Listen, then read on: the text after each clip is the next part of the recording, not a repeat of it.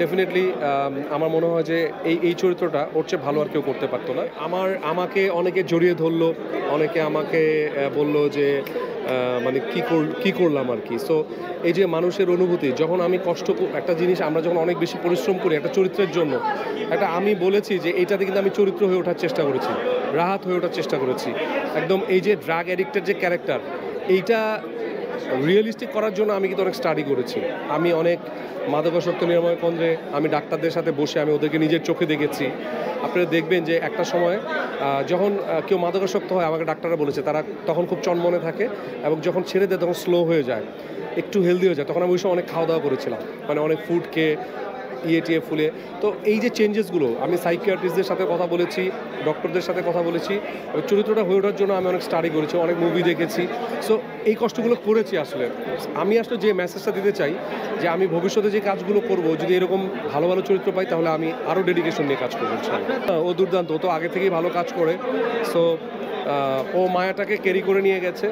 250-টিরও বেশি design option নিয়ে Walton smart fridge, বোঝে আপনার প্রয়োজন। ডেফিনেটলি আমার মনে হয় যে এই চরিত্রটা ওর চেয়ে ভালো আর কেউ করতে পারতো না। সো হোপফুলি আমাদের সবার, বা নাদের ভাই যে ছোটো পার্টটুকু এসেছে ওটাও উনি বেস্ট ছিল। আমার মনে হয় যে রায়হান রাফি সবাইকে নিয়ে যেভাবে কম্বিনেশন করে এগিয়েছে, আউটস্ট্যান্ডিং সব কিছু। শুটিংয়ের ওই মুহূর্তগুলো আমি যদি বলি যে আমাদের ওই 1 মাসের জার্নিটা অপরূপ একটা জার্নি ছিল। যতটুকু আমরা পরিশ্রম করেছি, কিন্তু পরিশ্রমটা সার্থক মনে হয়েছে। যতবারই শর্ট দিয়েছি একটুও তখন কষ্ট মনে হয়নি। মায়ার ভেতরে যেন আমি পুরোপুরি মিলেমিশে একাকার হয়ে যেতে পারি, সেই জন্য আমরা শুটিংয়ের আগে অনেক লম্বা সময় প্রস্তুতি নিয়েছি। এবং আমার এখনও মনে আছে আমাদের যতগুলো ইমোশনাল সিন দেখলেন, ইমোশনাল সিনগুলোর পরে মানে মনে হয়নি আমরা অ্যাক্টিং করেছি। লিটারালি ওই রেসটা শর্ট কাট হওয়ার পরও আমরা দেখা যাচ্ছে কান্না করেছি, ওই ফিলিংটা ভিতরে ক্যারি করেছি। মানে তখন আসলে বুঝলাম যে না, এটা একদম ভেতর থেকে আসছে। বিধায়ী কাটের পরেও আসলে সেই ফিলিংটা থেকে বের হতে পারিনি। আপনাদের দোয়া ইনশাল্লাহ যদি এরকম ভালো ভালো কাজ, এই যে মায়া রাফির এই কাজটা যেরকম বিঞ্জ একটা সুন্দর একটা কাজ করলো, এরকম ভালো কাজ যদি আরও হয় তাহলে অবশ্যই আরও বেশি বেশি দেখতে পাবেন।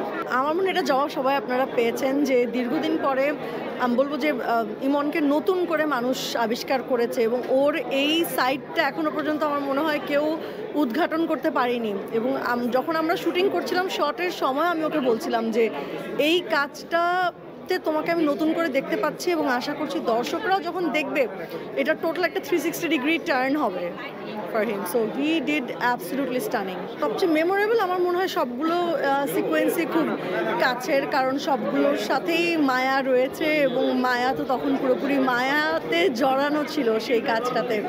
বাট আমি বলবো যে এই সিনটাতে ও আসলে প্রথম ধরা খেলো এবং আমি যে বাসায় এসে একটা ওয়াইফের অনেক বছরের যে ফ্রাস্ট্রেশনটা, এটা তো আসলে একদিনের না। সে হয়তো অনেক বছর ধরে ধৈর্য ধরে আসছে, সে তার হাজব্যান্ডকে ফুল ফ্লেজেড বিলিভ করতো, ট্রাস্ট করতো। সেই জায়গা থেকে বিশ্বাস ভাঙার যে কষ্টটা বেরিয়ে এসছে, আমার সেই সিনটা খুব ভালো লেগেছে।